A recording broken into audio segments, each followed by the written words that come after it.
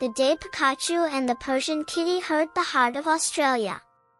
Hi sweet friends, did you know that far away in Australia, there's a giant rock that changes color when the sun goes down?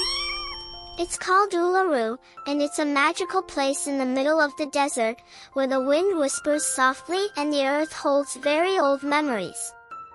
But, something really sad is happening there.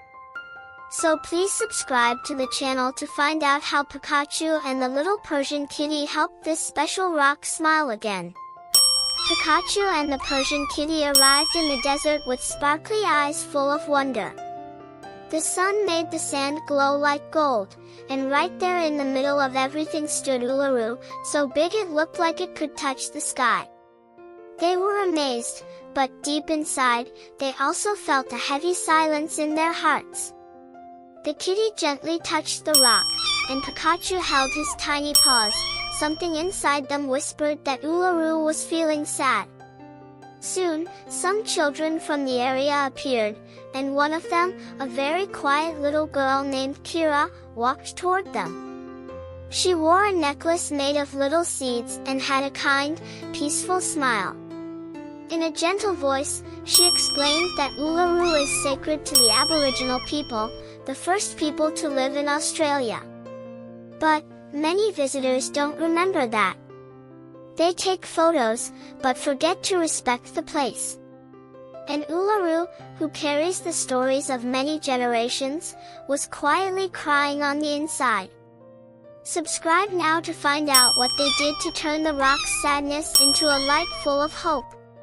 Kira led Pikachu and their new friends to a circle of local children.